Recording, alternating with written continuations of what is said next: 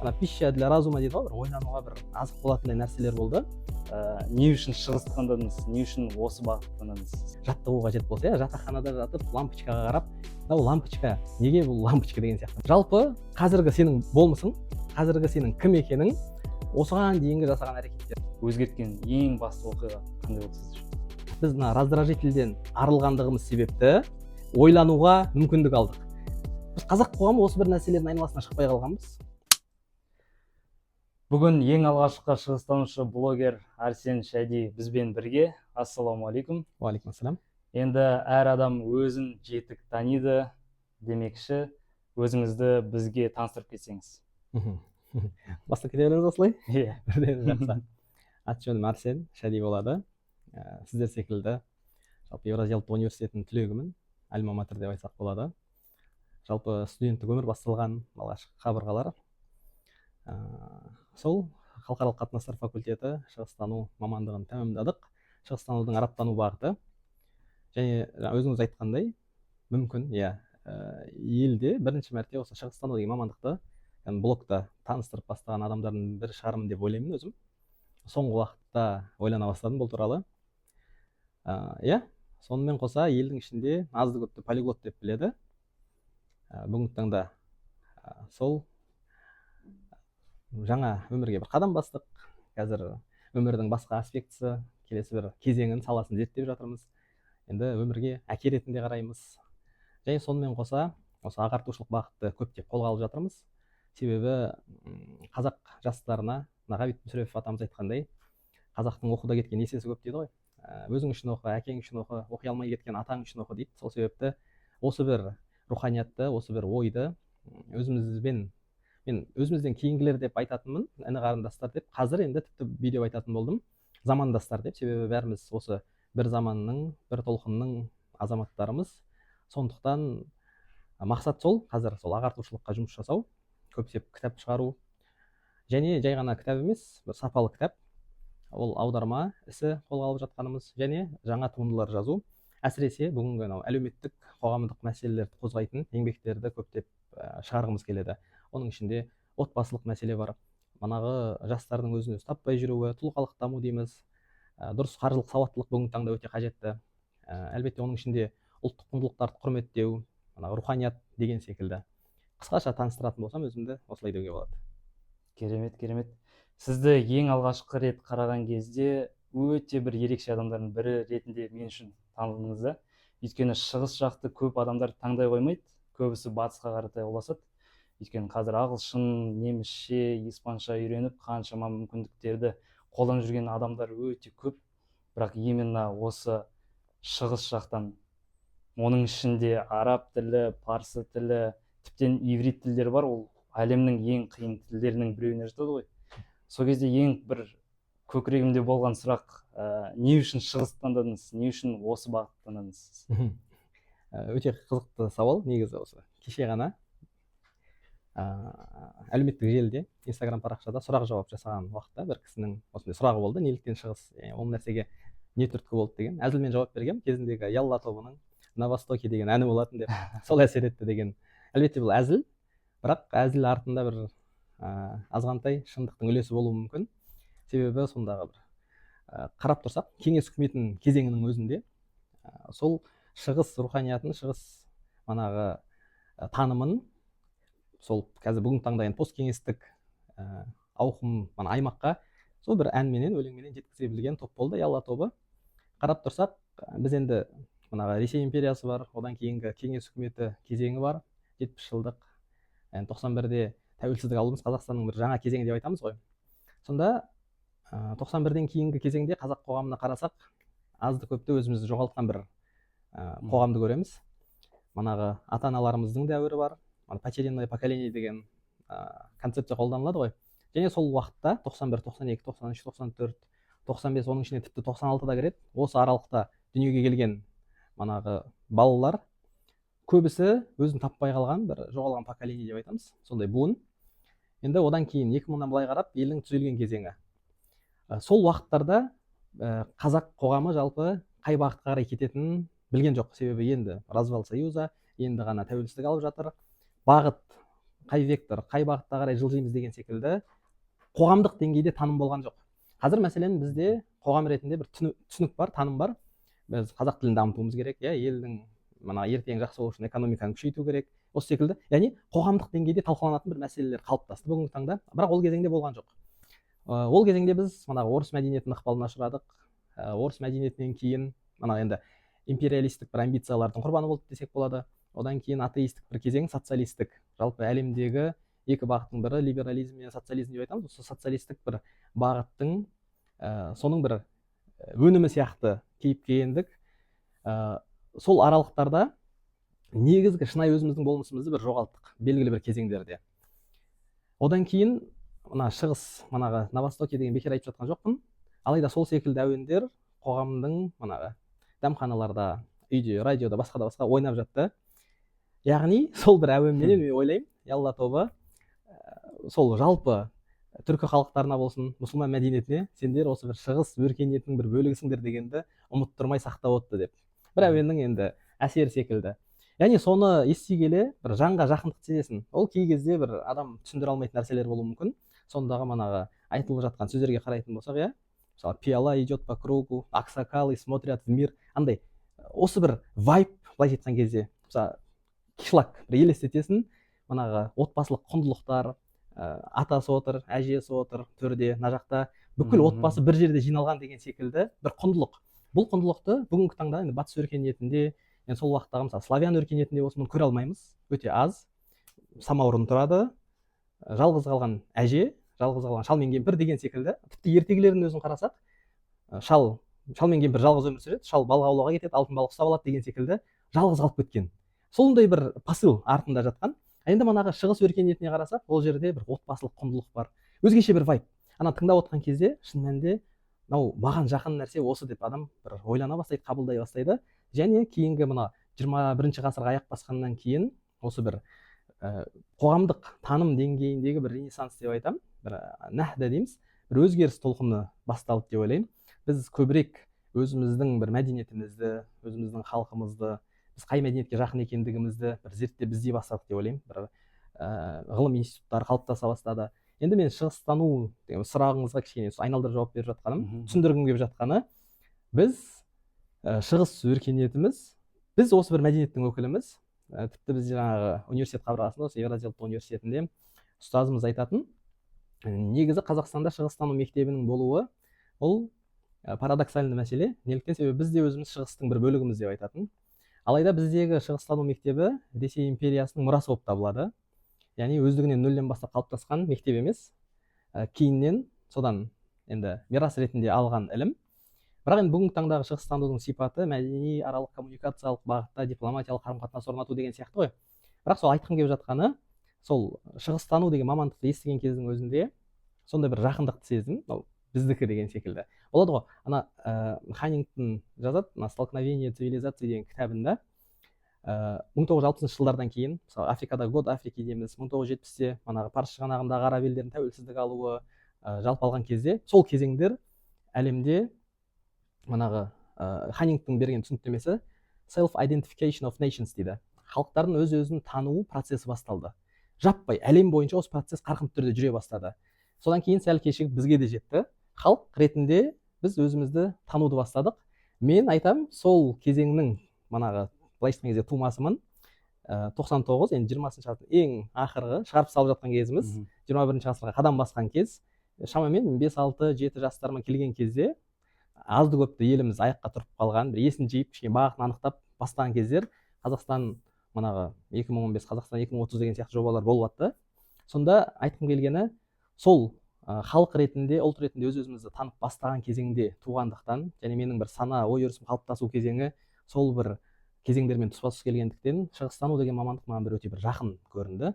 Сонда сіз қазаққа ұқсағаннан кейін таңдадыңыз ба, немесе сіз шығысқа қызыққаннан кейін таңдадыңыз ба? Мысалы сіз ол бірақ шығысқа қызығушылық деген қайдан туады? Адамның ішіндегі сөзбен түсіндіре алмайтын белгілі бір құндылықтарға байланған болуы мүмкін. Ол құндылықтар және қалай қалыптасады? Сенің көрген танымың, сен бала күннен көрген нәрселерің, атаң, әжең үйіне мысалға қонаққа барасың, бөлелеріңмен. Бізде мысалы туысқандық байланыс, асабия дейміз ғой, өте қатты дамыған. туысқан өте көп білеміз, иә, шығыс халықтарында, ол мысалға Қауқаз халықтарында да тура осындай көріністі көре аламыз. Түрік халықтарында, арабтарда мәселен, иә, таяу шығыс халықтарында, ол ішінде күрттер бар.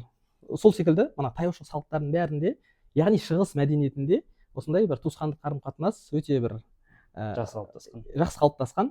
Және осы нәрсені біз бейсаналы түрде бала күннен көріп өскеннен кейін осы бір көріністер бізге өте бір жақын болды.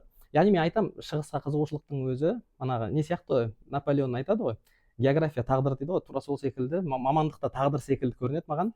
Яғни өмір бойы айналысатын нәрсең.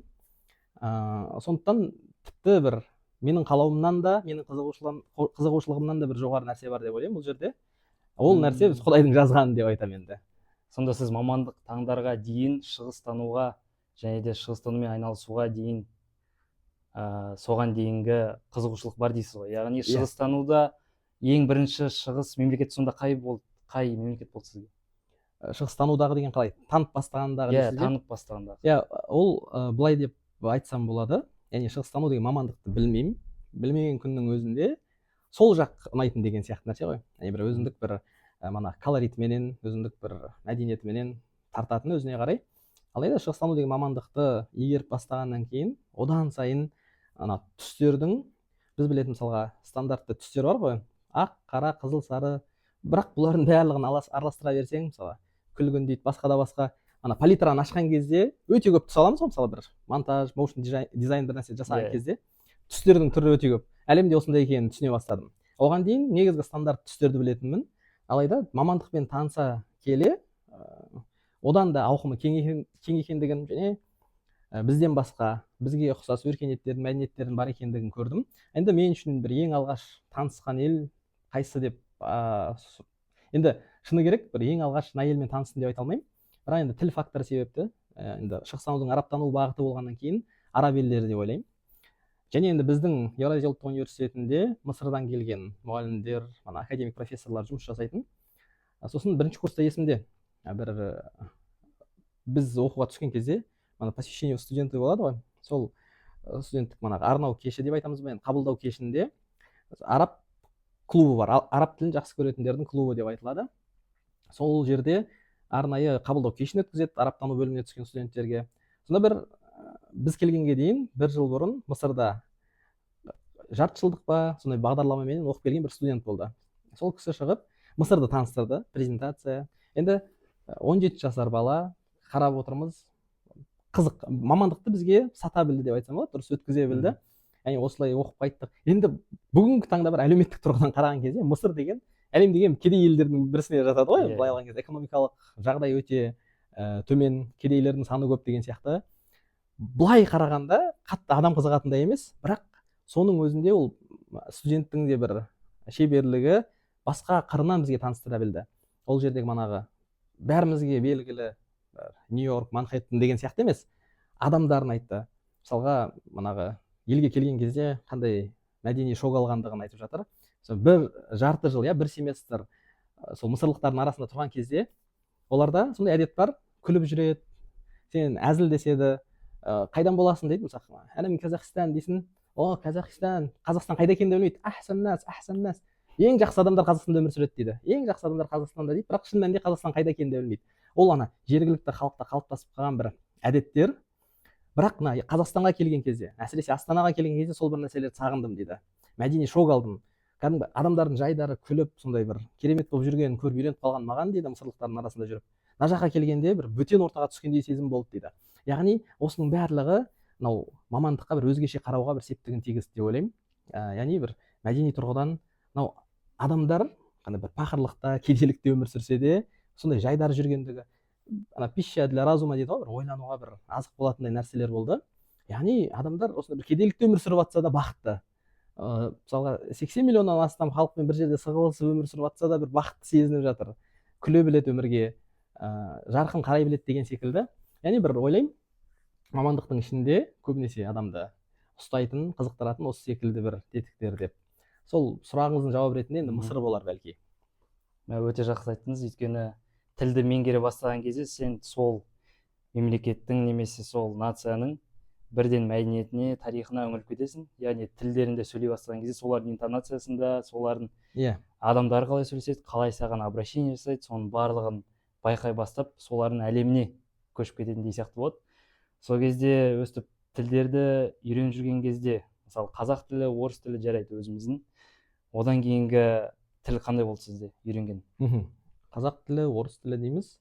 Бала күнде бір қызы жапон тілін үйреніп бастаған, бүкіл подкасттардан оқырмандар білсе керек. Не как раз бізде Жапониядан келген Каноханың тәсірінен пайда болған дейсіз ғой, иә. Соның бір әсері деп ойлаймын. Ол да манағы soft power әсері деп ойлаймын. Жапон мәдениетінің өзінің субмәдениетін шетелге экспорттай білген, соның өнімін өткізе білген деген сияқты. Біз де соны тұтынған адамдардың бірі болғанбыз. Бірақ бір қызығы болады ғой, соның тематикасына толыққанды баспен кіріп, өзінің болмысынан айырылып қалатындай жағдайлар. Бізде ондай болған жоқ, себебі ішкі бір ұстынның және де бір фундаменталды бір ұстанымдардың дұрыс қалыптасқан деп ойлаймын. Бәлки түптің түбінде бәрібір ол сенің мәдениетің емес екенін түсінесің. Одан бір керегіңді алу керек, керек емесін манағыдай жирену керек деген сияқты. Бірақ жаңағыдай сіз айтып отқандай колориттер көп қой. Колориттер көп, иә, колориттер көп. Мен ойлаймын, сол бір қызығушылықтың жемісі ретінде сол тілге үйрену манағы алғашқы этаптары басталды деп ойлаймын. Себебі манағы адам өз-өзіменен манағындай оқи алуы бір нәрсені, былайша айтқан кезде self learner ретінде алғашқы фундамент, алғашқы кірпіш сол қалап берді деп ойлаймын. Сол бір жапон субмәдениетіне қызығушылық. Себебі соның әсерінен жапон тіліне қызықтым, соның әсерінен анамнан өтініш білдіріп кітаптарын алдырдым. Соның әсерінен өз бетінше өмірімдегі алғашқы тіл өз бетінше үйреніп бастаған жапон тілі.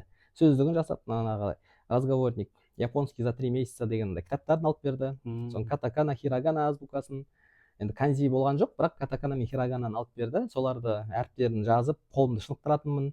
Манағы иероглифтарды біразын жаттағам. Және бір қызығы соның ішінде манағы ол, катакананың ішінде та деген слог бар ғой. Ол манағы енді арабский цифры деп айтамыз, 9 деген санға ұқсайды. Ол сондай бір эпизод Нарутода бар. Білетіндер қызық болатын шығар.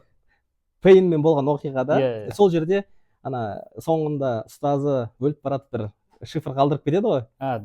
Ұстаз. Жабаның артына жазып деген сияқты. Сол жерде бірінші тұрған слог та деген. Мен оны бір қызығы оған дейін оқыдым. Нарутоның сол сериялары шыққан кезде мен манағын танып отырдым. Оның өзі бір өзіме деген бір self confidence дейді ғой, сенімділікті арттыра түсті. Бір бөлек әсер береді. Бөлек әсер береді. Сен мұнда оқыған нәрсеңді мұндан көріп тұрсың. Түсініп тұрсың. Еніп тұрмын деген. Саған жетіп тұр.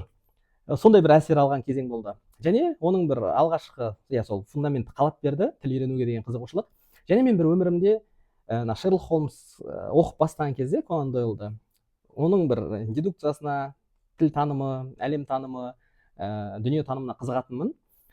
Сонда Шерлок Холмстың манағы кітаптарын оқыдым. Ол уақытта орыс тілінде, кейін ағылшын тілінде оқыдым. Және Шерлок Холмстың фильмдерін қараған ұнататын, бірақ оның өзінде Роберт Дауни младший ойнаған голливудтық туындысы ғана 2 бөлімнен тұратын. Біріншісі бар, екіншісі бар. Сонда мысалға ана жерде Шерлок Холмстың негізгі оппоненті деп айтсақ болады, профессор Мориартидің өзі жай адам емес та, бір интеллектуалды, сондай білімі терең, бірнеше тілдерді еркін білетін. Сонда эпизодтарды берген кезде бірнеше тілді қатар үйренудің ләззаты қандай екен деген сияқты бір ойға қалатынмын. Тіпті Шерлок Холмстың өзі бір жерде француз тілінде сөйлеп жатады, бір жерде мысалы ағылшын тілінде сөйлеп жатады. Ол роман манағы кітаптың өзінде мен тіл біл полиглот атты авторлық кітапқа осы нәрсені кіріспесінде жазған болатынмын. Қай шығармада қай жерде қандай сөздер айтқандығы, латын тілінде, көне латын тілінде, неміс тілінде бір сөздерді айтады. Осы секілді нәрселер бір әсер береді. Мориартидің өзі бір бөлімінде лекция оқып болғаннан кейін қасына бір студент келген кезде оған французша жауап береді. Біреу келсе оған ағылшынша жауап беріп жатыр деген секілді. Яғни осындай мен тұтынған өнімдер, ол манағы бірінші айтқанымыз жапон субмәдениеті, екіншісі Конан Дойлдың Шерлок Холмсы. Осы нәрселердің әсерінен бір тілге деген бір қызығушылық пайда болды деп ойлаймын. Алғашқы танысқан тіл, сол тіл арқылы мәдениет, бәлки сол жапон тілі деп айтамын. Және ол уақытта мен полиглот болсам деген бір ой болған жоқ. Полиглот болу керек деген. Қызығып жүрдім, бірақ полиглот боламын деген бір мақсат қойған жоқпын. Мақсат түрде ол нәрсеге қадамдаған жоқпын. Алайда манағы қабілеттер текке кетпейтіндігін түсіндім сол кезде. Сен бала күнде жинаған қабілеттер өсе келе алдыңнан саған пайда болып шығатындығын түсіндім. Университет қабырғасына түскен кезде мысалға манағы sense of language деп айтамыз ғой, тіл танымы болғандықтан маған араб тіліне соның темасына кіріп кету қиын болған жоқ. Яғни тіл ретінде қызығушылықпенен оқыдым. Себебі бала күнде қалыптасқан бір фундаменттің әсері деп ойлаймын. Себебі ана соңғы уақытта қолданып жүрген концепция connect all dots деп айттым ғой, бүкіл нүктелерді біріктіріңдер деген. Сен бала күнде қойылған бір нүкте текке кетпейді, жойылып кетпейді деген. Және бір қызық наблюдение деп айтсам болады, байқаған нәрсе, бала күнгі алынған білімдер, бала күнгі манағы құйылған фундамент құрастырылған өте бір сапалы болады, ұзаққа дейін барады, және сенің үлкен өміріңде 10 жылдан кейін, 15-20 жылдан кейін алдыңнан қайта айналып шыға береді. Яғни бұл былай түсіну керек, бала күніңде өткізген бос уақытың, ол да алдыңнан қайта айналып шыға береді. Сен өзің сол үшін адам көп сөге бастайды. Бала күнде осыны жасамаппын, бала күнде осыны оқымаппын деген секілді. Реті келсе, мүмкіндік болса, бүгінгі ата-аналар, інісі қарындасы барлар, сіңілісі барлар, сол іні қарындастарына, сіңілілеріне жастайынан бала күнінен оқытуға қажет деп ойлаймын. Қосымша білімдер, тіл, әсіресе бүгінгі таңдағы маңызды тіл ағылшын тілі ма, ағылшын тілі деген секілді. Ол бала оны қаламауы мүмкін. Белгілі бір кезеңдерде мен де қаламадым. Ағылшын тілі мектебіне жіберген кезде анамыз, мен қаламаған кезеңдер болды. Барғым келмейтін, жалқауланатын деген секілді. Beginner'да successfully аяқтадым, кейін elementary'да жай ғана attended деген сертификат алдым. Одан successfully ала алмадым, себебі емтиханнан өтер кезде кішкене бір қиындықтар болды. Elementary'де екінші мәрте қайта оқыдым. Екінші мәрте оқыған кезде successfully алдым. Яғни сол екі ортадағы кезең, мен ойлаймын, манағы бір қалау мен манағы ішкі қалаулар бар ғой, бір ойындар басқа деген секілді. Яғни бір оқудың арасындағы таңдаулар кезеңі деп ойлаймын. Алайда анамның табандылығыменен сол кісінің жоқ оқисың деген болды. Басқа вариант ұсынған жоқ та маған. Шарт қойды, оқисың болды деген. Осыменен оқыдық, бірақ алдағы уақытта осы жылдар өткеннен кейін артқа қарап мен анама өте көп алғыс айтамын, өте үлкен рахмет айтамын. Сонда бүгінгі таңда бір кең таныммен, дұрыс түсінікпен қарасақ, бала шын мәнінде мына шоколад жеген кезде, балмұздақ жеген кезде тамақ ауыратынын, тіс ауыратынын білмейді ғой, бірақ оны жегісі келеді. Тура солай адам бір нәрсені жасағысы келеді бала күнінде, бірақ ана болмаса әкесі оған шын мәнінде ненің керегірек екенін жақсырақ біледі. Оның былайша айтқан кезде архетипін толыққанды анализін біледі өзінің перзенті ретінде, және дұрыс бағытты бере алады. Және жылдар өткеннен кейін қазір артқа қарап, мысалға анама өте үлкен алғыс айтамын.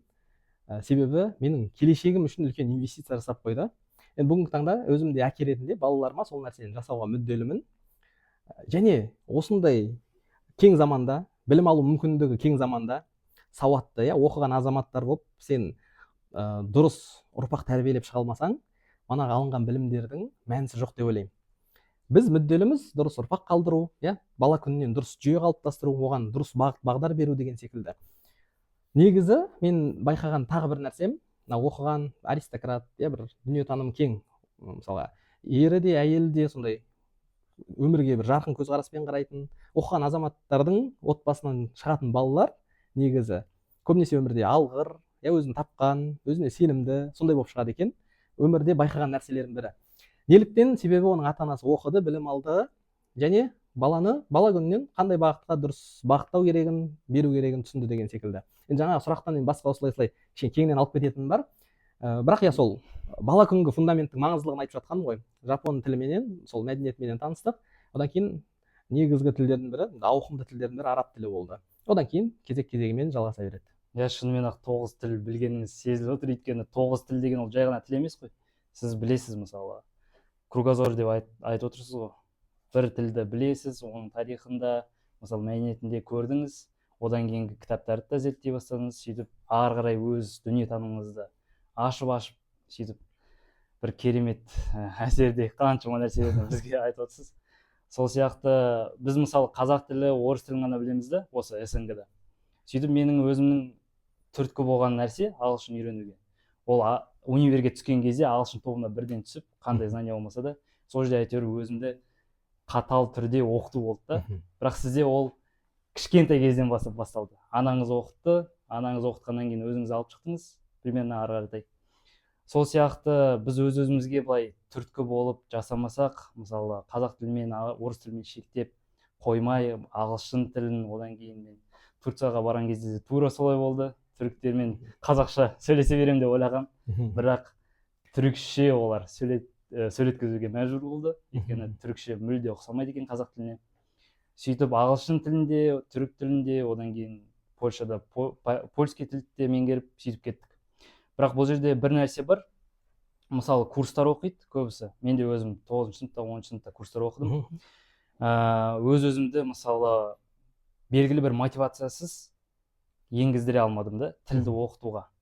Сол кезде қалай ойлайсыз, мысалы көбісі курстарды сатып алып оқиды, немесе өзіндікте оқып танытуға қандай мотивация керек, немесе бір алдыға қоятын бір көзқарас керек пе? Мысалы сіз жаңа айтып отырдыңыз ғой, бала тәттіден кейінгі болатын әсерді білмейді да, содан кейін ол тәттіні жей береді, өзіне зиян жасап отқанын білмейді. Сол сияқты адам өзіне білу керек қой, қандай плюс әкеледі екен. Мысалы тілдерді меңгеру, мысалы 9 тіл меңгеру, ол 9 тілдік багаж, және де өмірлік багаж, ол навсегда, на всю жизнь қалады мысалы.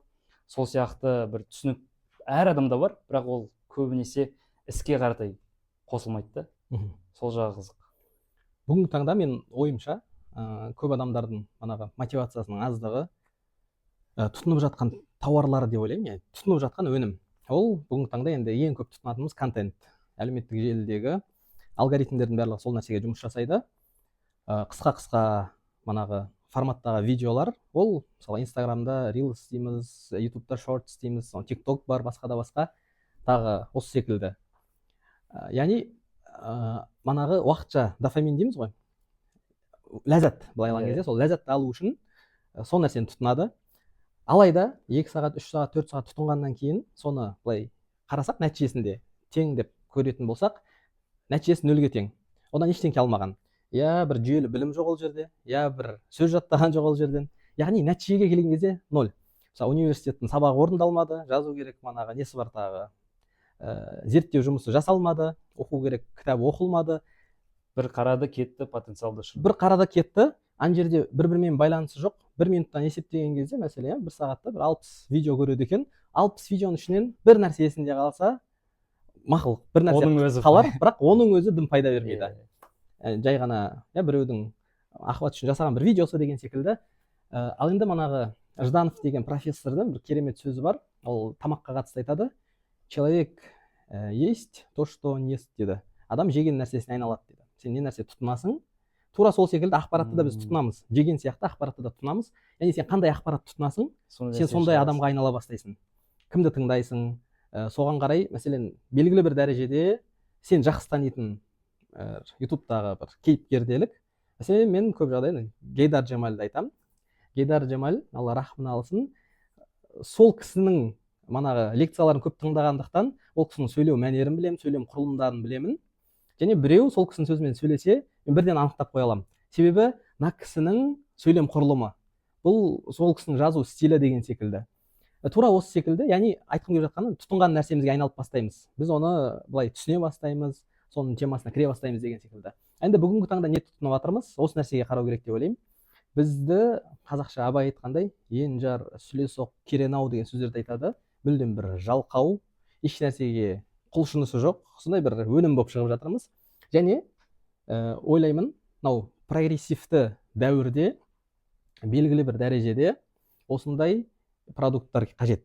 Жалпы әлемдік деңгейде деп ойлаймын.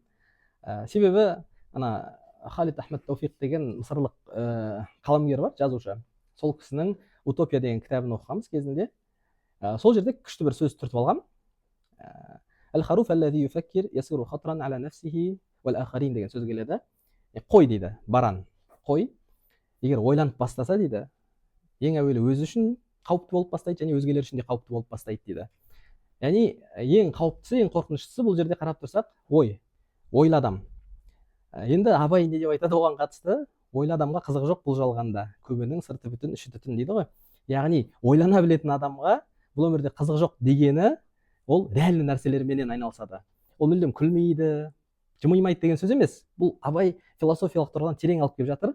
Өмірдің қызығы жоқ деген уақытша алданыш қызықтарға ол елтіліп кетпейді. Соған еріп кетпейді. Яғни материалдық дүниеге қызықпайды, одан кейінгі рухани дүниеге. Иә, ол күледі, ол қымбат сағат тағуы мүмкін, жақсы киінуі мүмкін, бірақ қызығушылық деген нәрсе бұл жерде абайдың өмір қызығы деген мағынасында ол шынайы абсолютті ақиқат, абсолютті мәңгілік болатын. Мысалға ана Тарасовтың сөзі бар ғой, ана өмірдің мақсаты туралы айтқан кезде цели жизни далеко за пределами ее дейді. Яғни өмірлік мақсат, негізгі шынайы өмірлік мақсат өмір атты матрицаның сыртына шығып кетеді дейді. Ал енді қараңызшы, адамның өмірлік мақсаты осы өмір атты матрицаның ішінде болса, сіз соған жеткен кезде, сол нүктеге жеткен кезде ары қарай не деген сұрақ туындайды. Тағы бір мақсат қою керек болады. Себебі мына жақта бос кеңістік қалып отыр. Ол мақсатқа жеттің, ары қарай не? Яғни жетіп қойдың, манағы не сияқты ғой, бір жарға келдің, аяғың салбыратып отыратын жер, ары қарай мақсатың жоқ. Бітті, мақсатына жетіп қойған адам өмірде ары қарай қайда баратынын білмейді. Ол депрессия, стресс, өзін өзі қолын жұмсауға алып келуі мүмкін деген секілді нәрселер.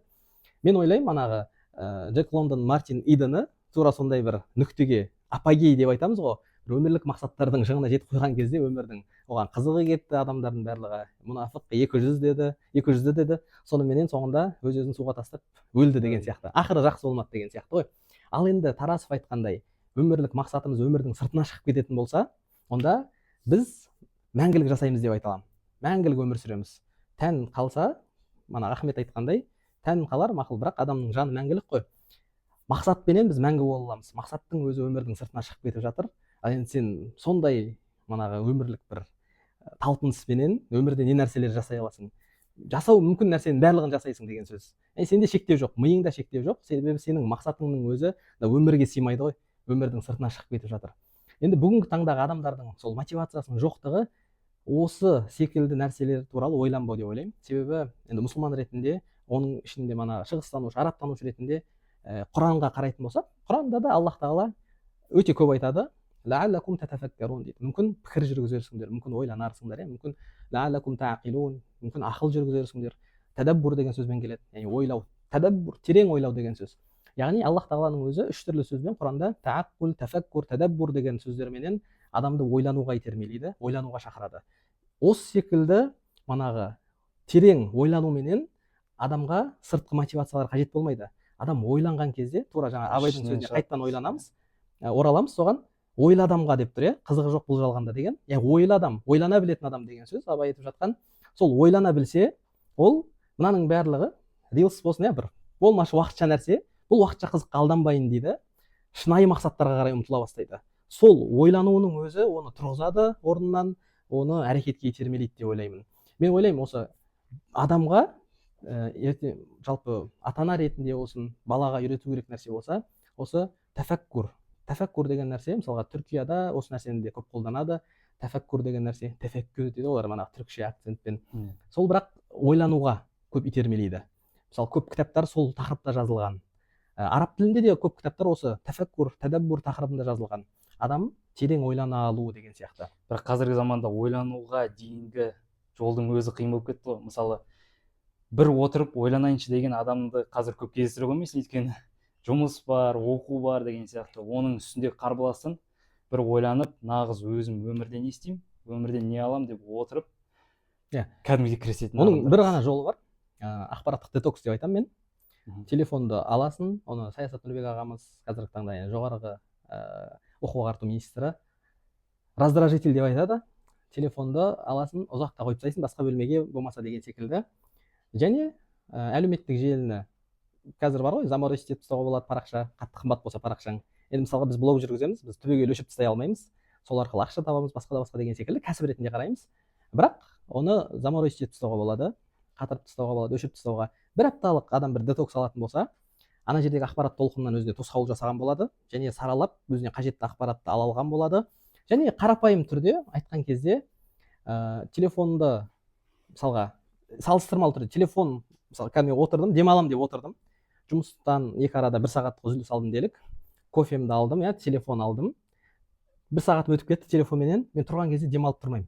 Мен бір шаршаңқылық сеземін. Себебі манағы мен көрген нәрсенің барлығы энергия көп талап етеді. Яғни энергопотребление бұл жерде жоғары көрсеткіші. Ал енді осы орайда мен телефонды офиста қалдырып кеттім делік. Бұл жерде отырып бір кофемді ішіп, просто кофеге қарап, айналаға қарап, мына жерде мысалға неше түрлі картиналардың барын білмей кетуі мүмкін. Мана телефон қараған адам қандай кітаптар атын айтшы десе, ана жерде сөреде қандай кітаптар тұрды десе, айта алмауы мүмкін, себебі назарды аудармаған. Ал егер кофе ішіп отырып, осы жерге қарап, мысалға картинада кім екенін айтып бере ала ма деген сияқты ана керей мен жәнібектен бастап ең соңғы адамға дейін мына жерде картинада кімдер бейнеленген соған назар аударды ма деген секілді. Яғни осы бір бөлменің өзінде, осы бір кеңістіктің өзінде қарайтын, назар аударатын нәрсе өте көп.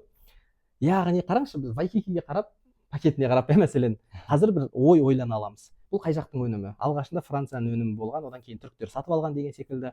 Манағы Палестина, Израиль мәселесі басталған кезде де осы кісілер бірінші кезекте көп манағындай сол Палестинаға көмек жіберді деген сияқты. Яғни бір пакеттің айналасында бірнеше ойлар келуі мүмкін. Манағы тізбектер жалғанады деген сияқты. Осы жердегі манағы жарықтарға қарап, яғни көп нәрсе ойлануға болады. Осы нәрсе бұл қарапайым жаттығулар деп айтамын. Ойлану жаттығулары. Бірінші қарапайым нәрселерді ойланып бастайсың. Жай ғана потолок неге потолок деген сияқты сұрақтан бастауға болады. Бір көрермендерге, студенттерге бір жаттығу қажет болса, жатақханада жатып лампочкаға қарап, мынау лампочка, неге бұл лампочка деген сияқты. Мысалға, мына жерде келіп тұрған бізге жарық қазір сөніп өшіп, жаны өшіп тұрғанын біледі ме деген сияқты. Физикадағы базовый, фундаменталды білімдер өте үлкен жылдамдықта өшіп қайта жанып тұрғандығы мәселен. Яғни осы секілді нәрселерді ойланған кезде солайша іштен пайда болады дейсіз ғой. Іштен пайда болады. Бір кеңістіктің қарапайым нәрседен басталып, содан кейін өстіп. Ол күрделене береді ары қарай. Сосын сен бір қарапайым нәрселерге қарапайым емес көзбен қарап үйренесің. Мысалға ана су, бұл судың манағы ішкі құрылымы, басқа деген сияқты. Неге су мысалға ақпарат сақтайды дейді. Осы секілді бір мәселелер. Бір нәрсенің аясында көп нәрсе туып кете береді. Яғни ойлану жаттығу деп айтсақ болады. Қарапайым бір нәрсені алып, сол неге осындай деген бір сұрақтарды қойып үйрену өз-өзіне. Және соны өзі білетін жинаған комплекс, білім комплексі бар ғой. Сен мысалға осыған дейін 18 жасар адам 18 жыл бойы не жинады, не бар, не тұтынды. Ол ақпарат тұтыну бізде әртүрлі есіктермен болады. Сенің көрген фильмдарың, мультфильмдарың, естіген өсегің, әңгімең, ата-анаң біреумен телефонмен сөйлесіп отқан, сен қасында тыңдап отқаның деген сияқты нәрсенің барлығы әсер етеді. Солай сен деген бір симбиоз қалыптасады ғой. Осының жиынтығы ретінде сен өнімсің.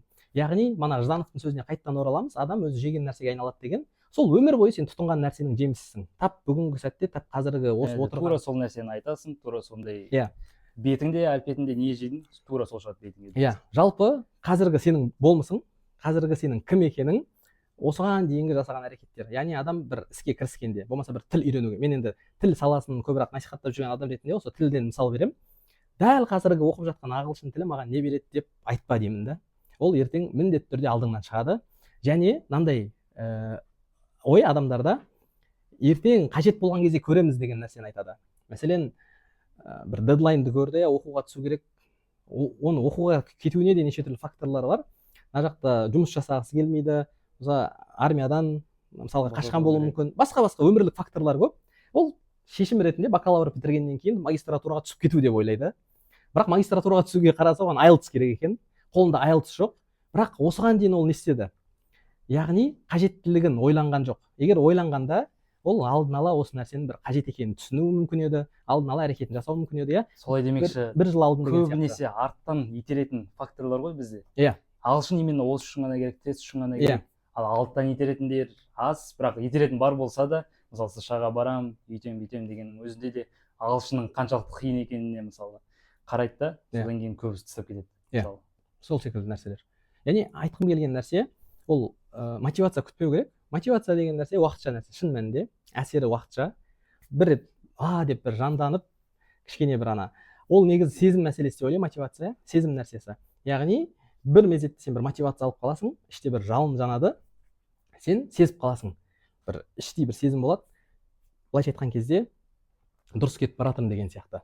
Осын дальше ұра берейін, ары қарай жалғастыра берейін деген сияқты.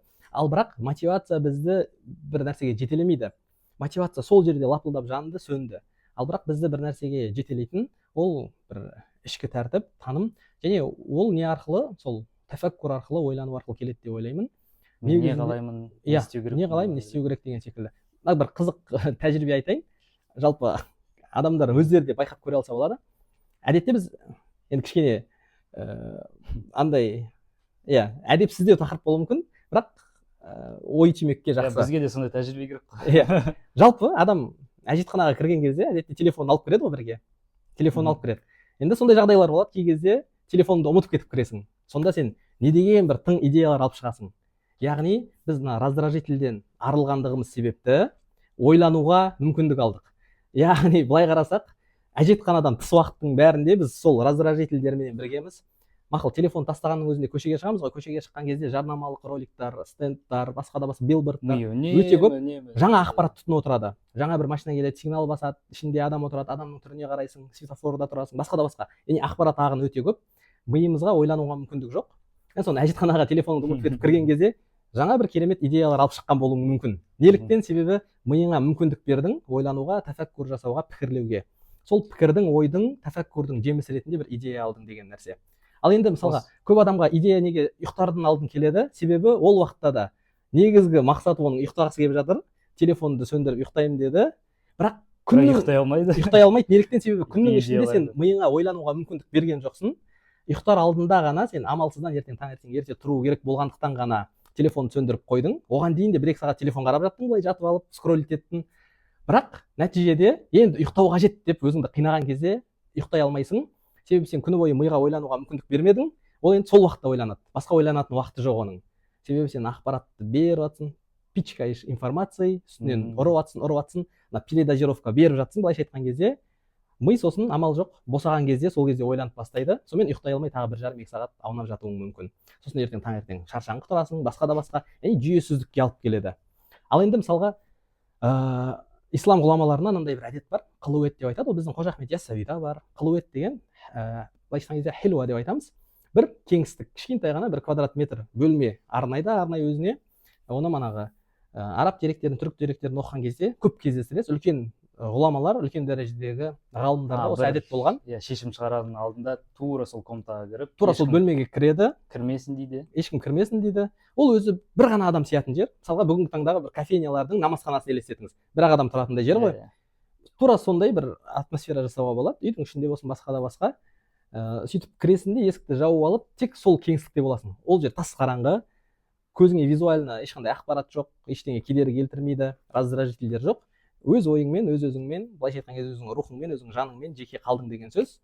Сонда адам ойлана бастайды. Бір ойдың бір жемісі ретінде шешілмей жатқан мәселелердің түйінін табуы мүмкін, соның ішінде тұрып намаз оқуы мүмкін, басқа да басқа деген секілді.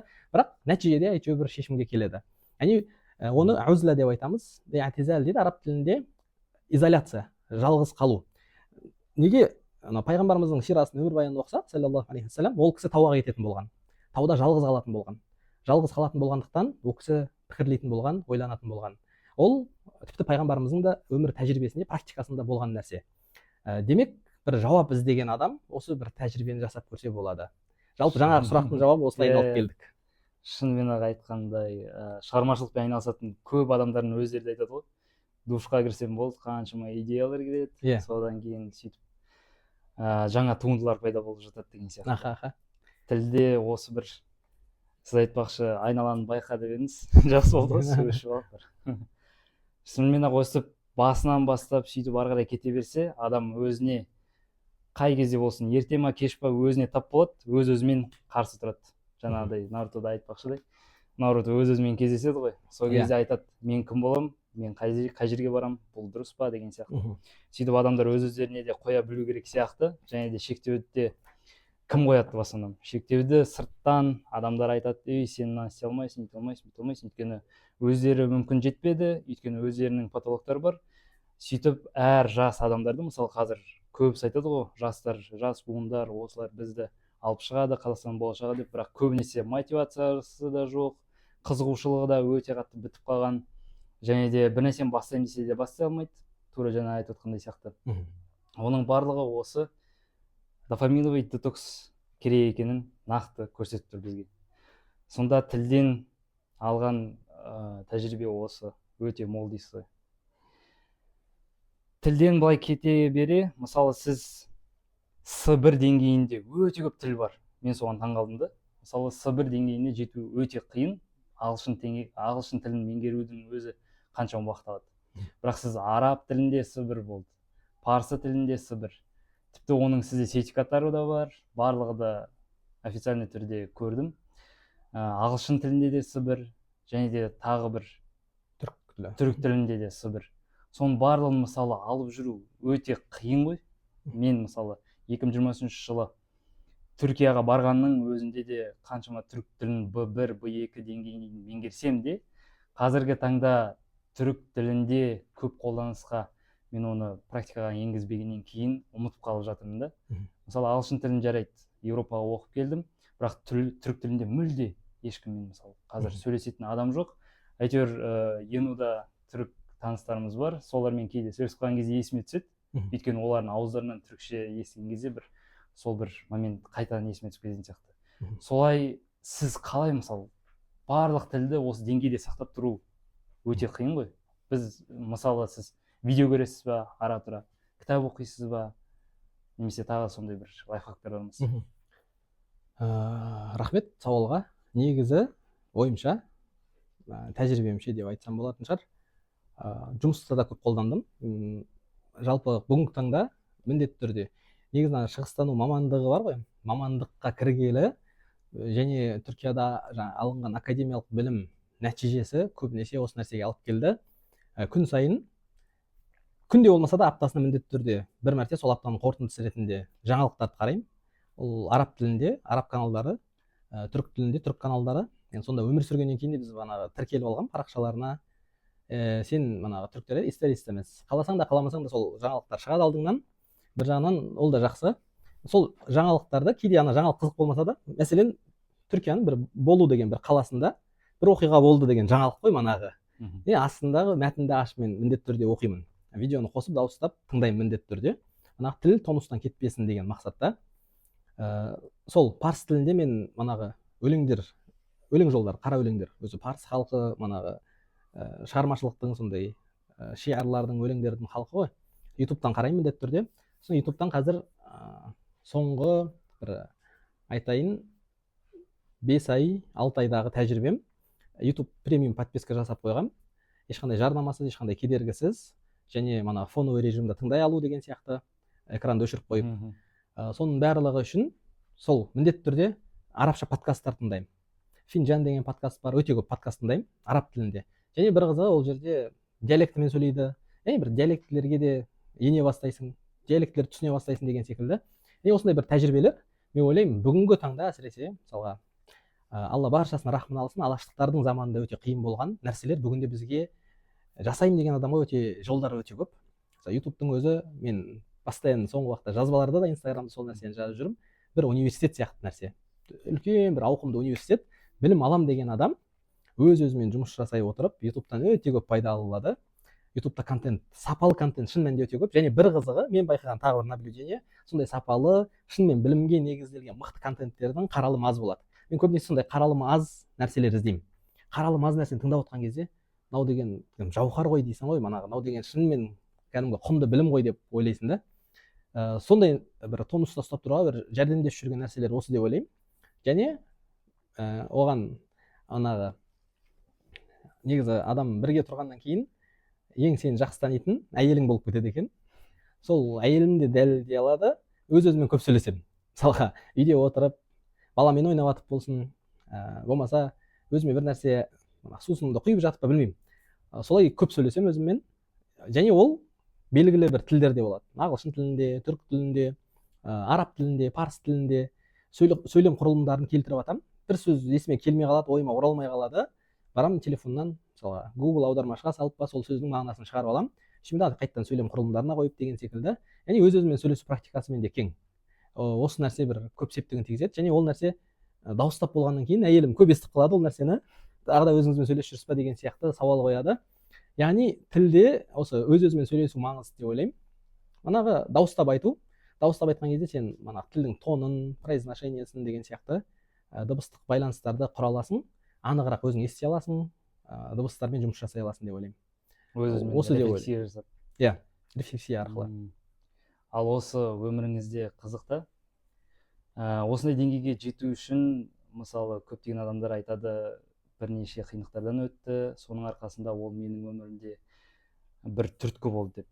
Маңызды емес, қиындықтар болды ма, ол бір шабыт болды ма, бірақ сізге шабыт берген немесе осылай өміріңізді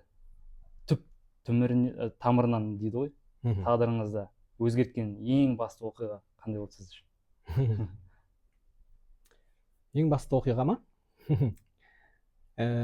Былай негізі шындап келген кезде бір өмірімде бір ондай бір жағдай болған жоқ. Былай артқа қарап ойланамын ғой. Осы келіншегіммен де осы туралы көп сөйлесеміз. Содан 1,5 жыл бұрын ол кісі Gallup тест тапсырып көрді. Мен де бір серік ретінде Gallup тест бірге тапсырдым. Сол Gallup тест нәтижесі бойынша жалпы бүгінгі таңда жасап жүрген, айналып жүрген нәрсемнің барлығы сол былай өзін өзі тапқан, өзін қалыптастырған бір адамның көрсеткіштері. Яғни қандай көрсеткіштер болса, алғашқы топ 12-ге кіретін барлығы, менде жұмыс жасайтын қабілеттер сол бала күннен солай қалыптасқан нәрселер. Және бір бала күнде біреуде болады ғой, бір бала травмасы, детская травма, жабылмай қалған гештальт, соның әсерінен мен мысалға өзін өзгеге дәлелдегісі келеді. Мен міндетті түрде осыны жасаймын, осы сендерге көрсетемін деген сияқты, иә. Болмаса міндетті түрде байимын, міндетті түрде осылай қымбат көлік аламын деген сияқты бір мәселелер болуы мүмкін.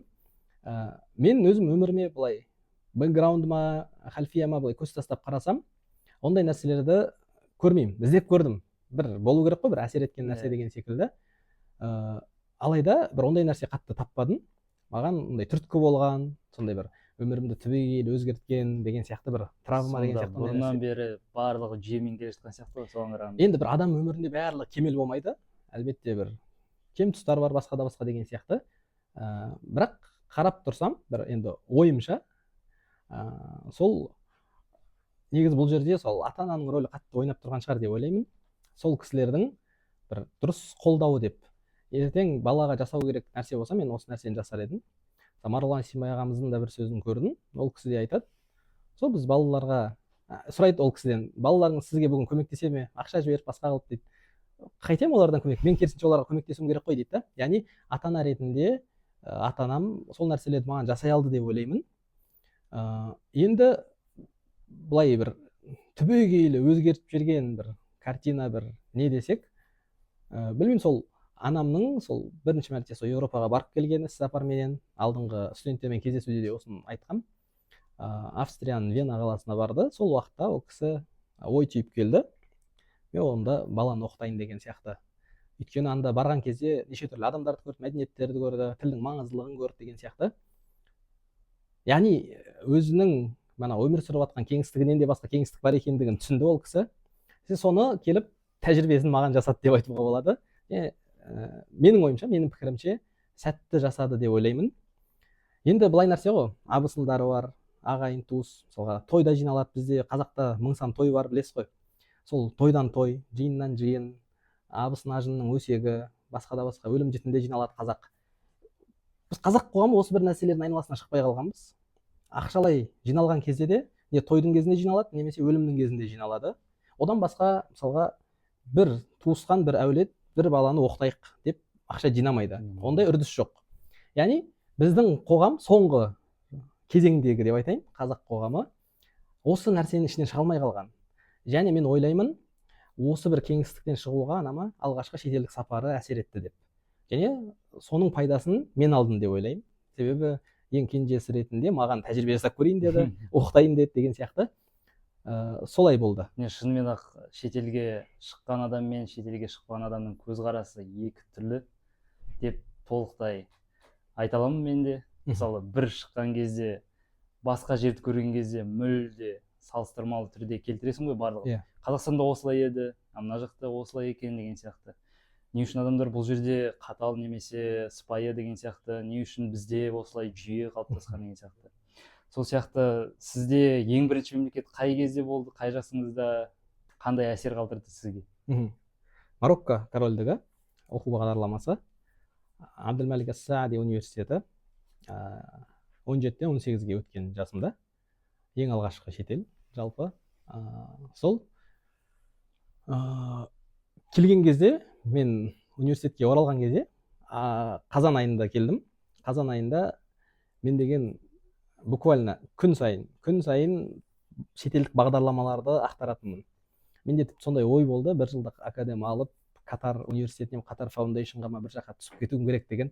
Бірақ міндетті түрде келесі жылдың жазында, немесе келесі жыл қыркүйектен бастап, мен міндетті түрде бір шетелге баруым керек, шетелге түсуім керек деген ұстаным болды. Сол кезеңнен ол былай есікті ашып жіберді деп ойлаймын, әлем тануға деген қызығушылықтың. Жыл сайын міндетті түрде бір шетелге шығып отырдым. Одан кейінгі жыл Сауд Арабиясына кеттім, одан кейінгі жыл Америка құрама штаттарына. Сол кезеңде артынан жыл емес айлар салып мысалға шетелдік сапарларға салып кетті. Біріккен Араб Әмірліктері, Мысырға 2 мәрте, одан кейін Түркия, одан кейін Ресей, Татарстан, осылай жалғасып кете берді.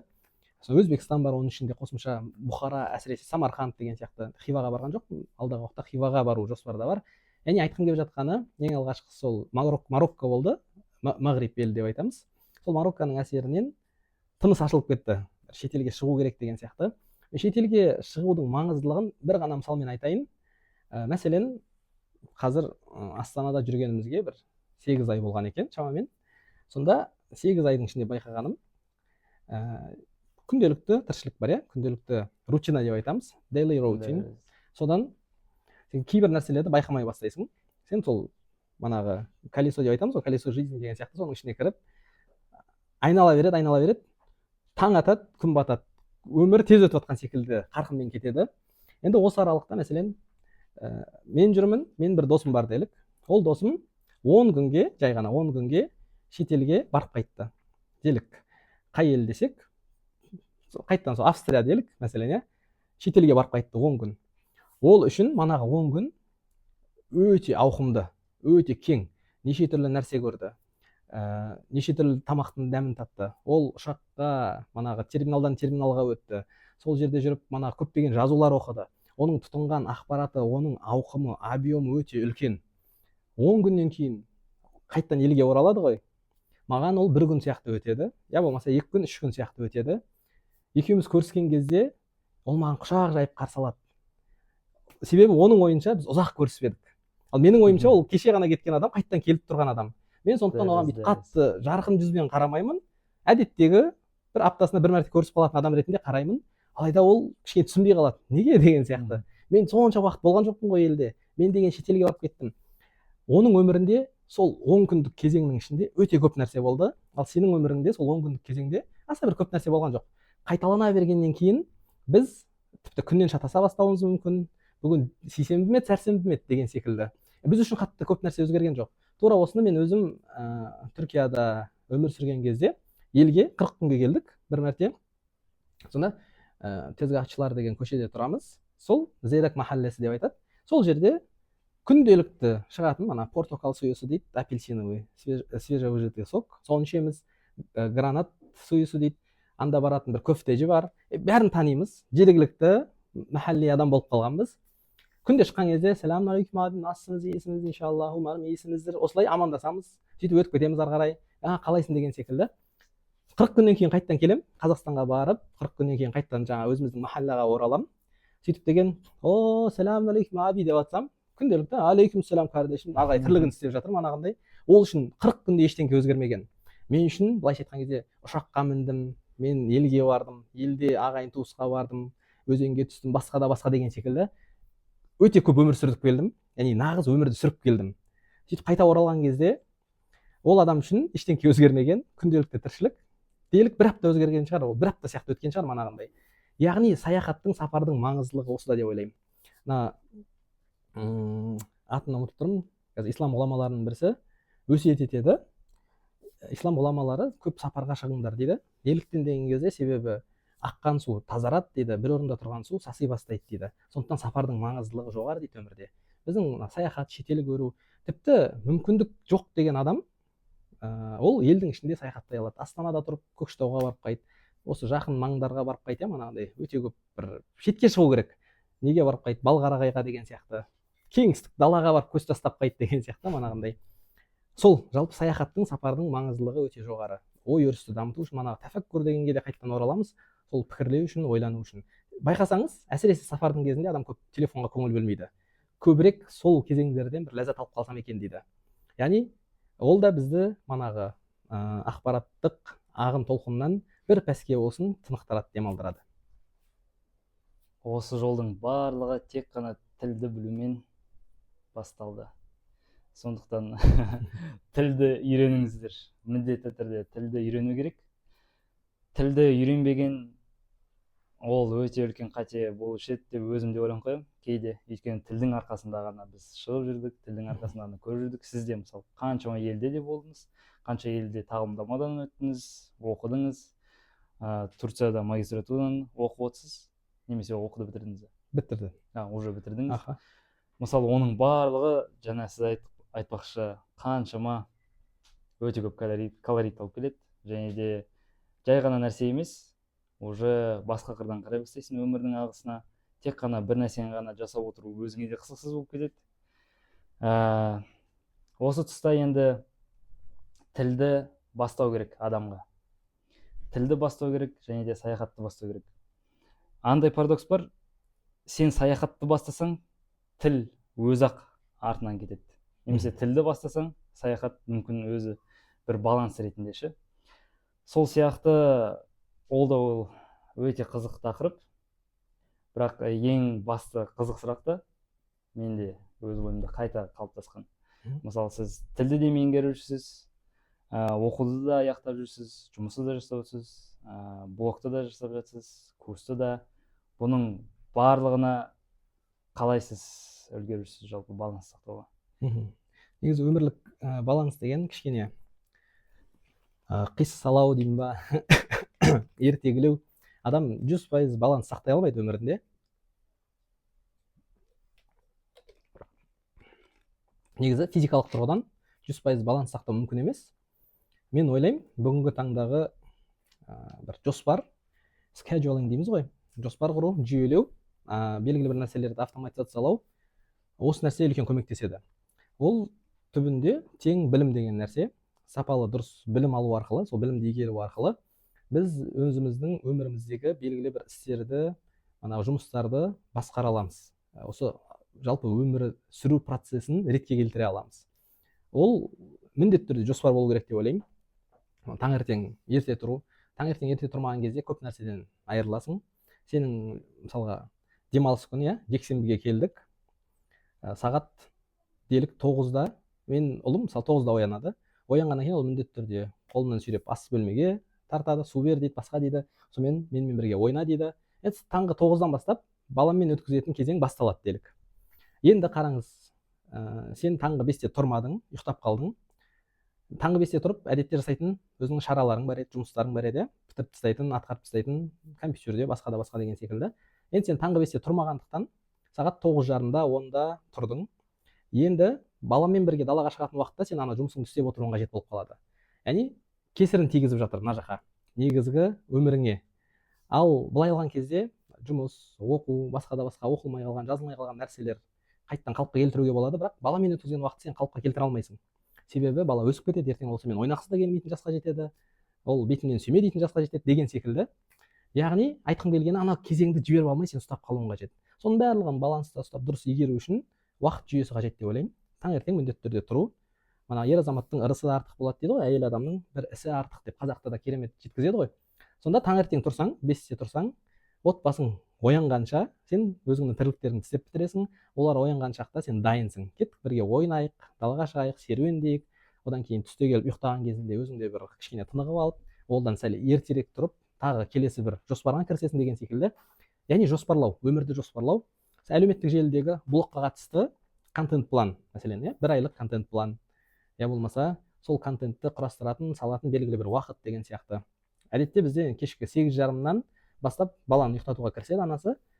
Ол 9-да бала ұйықтап жату керек деген қағида. Кейде 9:30-ға дейін ғана кетіп қалады, бірақ одан асырмауға тырысамыз. Міндетті түрде тәртіп, жүйе болу керек деген ниетте.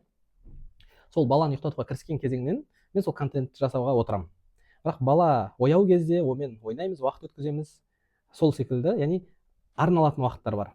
Енді бала, мәселен, күндіз балабақшаға барады. Балабақшаға барған кезде сенде сол уақытты реттеуге, негізгі тірліктерді жасауға, жұмыстарды жасауға мүмкіншілігің бар, уақыт кеңдігі бар деген секілді. Сол уақыт кеңдігінің ішінде сен манағы атқарылу керек шаруаларды, кәсіп тұрғысынан, ақша табу тұрғысынан, басқа да басқа жасау қажетсің, үлгеруің қажет. Бірақ ешқашан балаға беретін уақыттан, я болмаса отбасыңа беретін уақыттан ұрламау керек деген секілді. Бала ұйықтағаннан кейін, анасы баланы ұйықтатып шыққаннан кейін міндетті түрде отырып бірге шай ішу бар, бірге әңгіме айту бар, ол кісінің ішіндегісін тыңдау, ол кісінің менің айтқандарымды тыңдау деген сияқты пікір алмасу, мәміле жасау, сұхбат құру деген нәрсе бар. Бірге отырып сериал қарау болмай, сондай бірге уақыт өткізу. Бала ұйықтағаннан кейін екеуің бір-біріңе өзіңе бір уақыт арнай алу деген сияқты. Оның барлығы бір уақыт жоспары деп ойлаймын. Яғни анау уақыт тап осы тірлік үшін сен бұны ұрлама. басқа нәрсеге берме, сол нәрсеге арна деген сияқты. Осылай өмірді уақытты жоспарлау арқылы жүйелеу деп айтамыз ғой, өмірді жүйелі түрде былайша айтқан кезде сүру. Енді қараңызшы, өмірдің өзінде жалпы мұсылмандарда уақытты бізге жүйелеп берген ғой. Мысалға күн шыққанға дейін сен таң намазын оқуың қажет, одан кейін күн тастөбеден ауып бастаған кезде бесін намазын оқисың, батуға еңкейіп жатқан кезде екінті, күн батқанда ақшам, иә, түнгі намаз ретінде құптан деген сияқты. Яғни жүйелі. Мұсылман адамның өмірі жүйелі болғандығы сондай. Тіпті намаздың өзі сол нәрсені бізге меңзейді. Егер де осыдан үлгі ала отырып, өзге аспектілердің барлығын жүйелейтін болсақ өмірімізде, әр сонда нәрсенің өз орны болады. өз орныменен. Сол себепті де айтамын ғой, мен студенттік шақ, оқитын шақ па, оқыңыздар деп.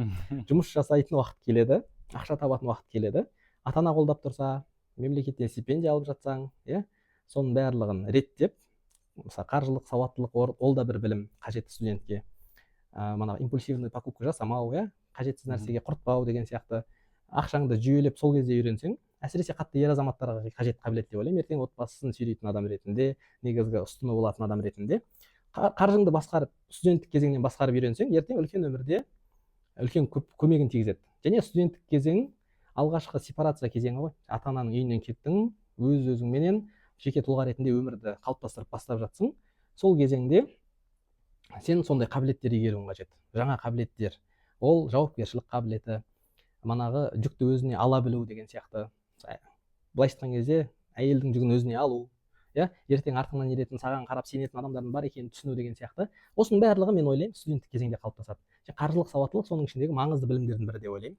Егер ата-ананың үйінде тұрған жағдайда, мысалға балаға жөргегін, памперсін деп айтайықшы, иә, подгузнигін атасы әжесі алып келіп берсе, әкесі ешқашан оған жөргек алып бермеген болса, ол оның жауапкершілігін салмағын түсінбейді.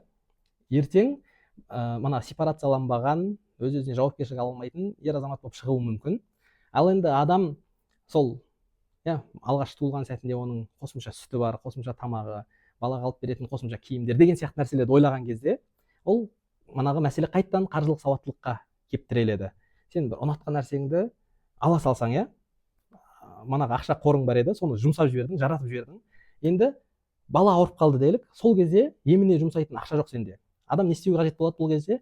Біреуден қарыз сұрау керек, немесе кредит алу қажет. Яғни қараңыз, әлеуметтік келесі проблемалар туғызады. Ал енді біз бұл мәселені студенттік кезеңде жауып тастасақ, үйреніп тастасақ, қаржылық сауаттылықты игердік, аз-маз ақша жинап үйрендік. Мен ойлаймын, студенттерге бір күшті тәжірибе. Бірінші, қыркүйек басталады ғой, қыркүйектен бастап жазға дейін ақша жинап көрсін. Бір мақсат қойсын, делік қатты көп алмасақ та бір 500 мың делік па, білмеймін. Енді 9 айда бір жинауға болатын мүмкін сумма шығар. Әркім өзінің мүмкіндігіне қарай көрсін. 100 мың десін біреу, иә, 200 мың. Яғни жазға келген кезде сен қолыңда сондай бір капитал болатындай. Яғни осы әдетті қалыптастыру мақсатында. Енді ана ақша құр кетпес үшін жазға бір мақсат қою. Менде ол шетелге шығу деген мақсат болды студенттік кезеңімде. Сол секілді шетелге шығу қажет деген бір мақсат қойса болады. Я болмаса жазда өзіме қажетті осы бір құралды алу, MacBook алу бүгінгі таңда студентке қажет деген сияқты, мәселен жұмысын жеңілдетуге. Осы петличка, DJI алу, блог түсірем, иә, штатив алу, камера алу. Камералардың өзі жақсы дегендері 700 мыңнан былай қарай. Сонандай жарық алу, бұлар да жақсы қымбат тұрады. Яғни осы секілді бір мақсаттар қоятын болса, және қыркүйектен бастап жинайтын болса, бұл келесі мана келешек өмірінде, өмірдің келесі этапында үлкен көмегін тигізеді. Отбасылық өмірде де ол көрініс табады. Сұрақтан ауысып кеткен сияқтымын ғой мүлдем, иә? Жалпы жүйені қалыптастыру деген сияқты. Ең бастысы. Иә, мана қалай үлгеру дегеннен шығып кетті ғой. Баланс сақтау. Ал енді жалпылама керемет, супер продуктивный адам болып әлеуметтік желіде көріне беруге болады. Оңай, иә, спортқа да барады, былай да деген секілді. Бірақ оның барлығында бір иллюзия деп ойлаймын, әлеуметтік желі иллюзиясы. Адам белгілі бір салада, белгілі бір нәрседе мықты болады. Қалған жақтарда кішкене упущениялар бәрібір болады. Бірақ адам манағы, мен осы нәрседен бір шабыт алам десем болады, қуат алам. Аллах тағала адамға қолынан келмейтін нәрсені жүктемейді дейді. Демек сен бір жауапкершілік арқалаған болсаң, бір белгілі бір істі алған болсаң, сен оны жасай аласың. Оның жолы осы жүйелеу, жоспарлау деп ойлаймын. Иллюзия демекші, мен де өзім блог жүргіземін негізінде. Қызық, жүгіруді де салам, ағылшынды да салам, шетелде жүргенді де салам. Кейде адамдар өздері де сұрап отырады, дисциплина жағынан барлығынан да. бірақ мен өтірік жасап жүрген жоқпын деп ақталып та қойық. Сол жалпы ең маңызды түйген нәрсені шығарғым келеді осы подкасттан. Сүттің қаймағы бар дейді ғой, ең тәттісі сол. Сондықтан бір айта кететін нәрсеңіз бар ма студенттерге, именно қазір бір бастап отқан жолын, немесе шетелге де көп қызығып отқандар бар, тілге де, мысалы барлығын айтып кеттік, негізінде барлығын бағанадан бері. Бірақ ең бір керек бір нәрсе ғана бар да, кейбір кезде сондай болып қалады. Сол нәрсе не деп ойлайсыз? Оны өткенде бір студенттермен кездесуде айтқам. Біреу көрді, біреу көрмеді, біреу естіді, біреу естімеді. Бейімділік қабілет деп ойлаймын. Бейімделе алу. Манағы new challenges дейміз ғой, өмірдегі бір жаңа вызовтарға бейімделе алу. Себебі Омар ибн аль-Хаттаб деген үлкен сахаба өткен, радиаллаху анху, сол кісінің күшті сөзі бар. Ер азаматқа қатысты деп ойлаймын. Көп жағдайда әйел адамдар да өзіне бір қыз балаларда ой түйсе болады. Кішкене қатаңдау өмірге бейімделу деп айтады. Қиындау өмірге бейімделу қажет дейді адам. Себебі саған келетін нығметтер, саған келіп тұратын жақсылықтар тұрақты болмайды дейді. Өмірдің бір сынақ екенін де ұмытпауымыз керек осы арада. Яғни сенде әрдайым бүгінгідей жақсы болмайды деген. Ипотекаға қатысты осыны айтамын, мәселен, кредитке қатысты, затты рассрочкаға алуға қатысты. Сен сол затты рассрочкаға 24 айға бөліп төлей алсаң, демек сен ақша жинай аласың негізі. Яғни теория тұрғысынан сен ақша жинай аласың. Одан да 24 ай, 12 айға бөліп жатсаң 12 ай, 6 айға бөліп жатсаң 6 ай сабырмен сол ақшаны жинада кәдімгі ақшаға сатып ал. Бірақ бөліп төлеп алма. Енді бөліп төлеп алудың зардабы, мана сөзге қайтадан оралсақ, саған келіп тұратын нығмет тұрақты болмайды.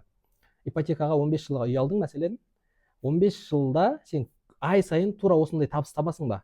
Ешкім оған гарантия бермейді. Мемлекет те гарантия бермейді. Мемлекет қызметкер болсаң да, мемлекет гарантия бермейді. Ай сайын сен тұрақты түрде осындай айлық аласың деген. Күндердің күні ол нәрсе үзілген кезде сен аяқ асты өліп кететін болсаң, басқа да деген сияқты, мойныңда қарыз қалады. Сен ұрпағыңа бір білім дұрыс мұра емес, қарызыңды қалдырып кетесің. Былайша айтқан кезде мемлекеттің алдында, енді Құдайдың алдына барғанда өзің жауап бересің мына қарыз үшін, мемлекеттің алдында ол заңнамалық тұрғыдан алады да сенің жақындарыңа біреуге аударады. Солар жабуға өтеуге міндетті болады деген секілді. Яғни зардабы, әлеуметтік мәселелер туғызады. Бейімділік, өмірдің кез келген жағдайына бейімделе алатын қабілет, бұл өмір сүру мына қабілет тұрғысынан да, және білім алу тұрғысынан да, жаңа қабілеттер игеру тұрғысынан да, мен ойлаймын қазақ жастарының, жалпы қазақ халқының бойында бейімділік қабілеті бар деп, ол манағы генофондтан келетін нәрсе деп ойлаймын. Бір жағынан көшпелі халық тұрмысында әдетте жаңа бір жерге, мына әрдайым көшіп қонып жүрген ғой, жаңа бір жерге бейімделу қабілеті өте жоғары болған. Сол себепті де мен үлкен ағалармен кеңескен кезде, мысалға Бостонда, Гарвардта, MIT-да оқыған, ол кісілер айтады, мана тек индустарды білеміз ғой дейді, манағындай қатты оқып жатқан жоқ, негізі қазақ жастары барған, болашақ бағдарламасымен шетелге сондай Лига Плющаға оқуға түскен, өте алғыр, өте тез бейімделіп кетеді дейді. Ол қайдан деген сияқты осындай бір сұрақтар туындайды ғой. Мен ойлаймын, сол генофондта сақталған, бізде манағы генмен берілген, сол көшпелілерден қалған, бір номадтардан қалған бір нәрсе деп ойлаймын. Өйткені мана жаңа Бекзат шәкіртіме де келатқан жолда осыны айтып жатырмын, тіл туралы сұрады. Біздің қазақ тілінің өзі кішкене қатаңдау келеді. Мысалға біздің Орта Азиядан, бізбен туыстас халық, Анадолуға көшкен түріктердің тілдері жұмсарған, олар бізден ерте отырықшылана түсті. Бізбен сол кезеңде олар отырықшылана түсті. Жаңа жерге барып, Кіші Азия жерінде отырықшыланды. Біздің оңтүстіктегі мысалы өзбек көршілеріміз бар, қарлұқтардан тараған ұйғырлар мәселен, олар ерте отырықшыланған халықтар, ерте отырықшыланған халықтардың тілі жұмсағырақ келеді. Себебі олар сол жерде сіңіскен, сол жерге ассимиляцияға ұшыраған деген сияқты. Ал енді ұзақ уақыт қырғыз, қазақ сияқты қыпшақ бөлігіне жататын топтар ұзақ уақыт көшпелі болып жүрдік. Көшпелілік салты адамды қатаңдандыра түседі және бейімділік қабілетінің дәрежесін арттырады. Өйткені жаңа бір жерге келдің, сен сол жерге манағы бейімделіп кетуің керек тез. Манағы киіз үйіңді тезірек құра қоюың керек. Одан кейін тамақтарың да тез дайындалатын тамақтар, етті салдың, пісірдің деген сияқты. Жау шабады, әрдайым соғыста, қақтығыста жер үшін күресесің, таласасың. Бейімділік қабілеті осыдан келген болуы мүмкін. Және бүгінгі таңда манағы жасанды интеллект дамып жатқан кезеңде бұны осы жасанды интеллект мамандары да өте көп, IT саласының мамандары өте көп айтады. Және бұл ойды мен кімнен алғам? Тағы да сол Саясат Нұрбек ағамыздан алғам. Ол кісі осы жасанды интеллект қарыштап қарқынды дамыған кезеңде адамға ең үлкен керек болатын қабілет ол бейімділік қабілет деп айтады. Жаңа бір нәрсеге бейімделе алу. жасанды интеллекттің даму қарқыны өте жылдам, өте қарқынды түрде кетіп жатыр. Осы кезеңде жаңадан шығатын инструменттерге біз бейімделе алып отыруымыз қажет. Сол кезде сен сұраныста боласың деген нәрсе. Мәселен, жасанды интеллект өмірінде IT-ді қолдана алатын мұғалім, IT-ді қолдана алмайтын мұғалімге қарағанда сұраныста болады. Мәселен, мектепте, балабақшада жұмыс жасайтын таныстарым бар, туыстарым. Ол кісілер кезінде болған, енді өзім уақытым бостау кезде презентациялар нелерін жасап беретін. Оған да motion дизайн, басқа да басқа қосымша нәрселер қажет қой.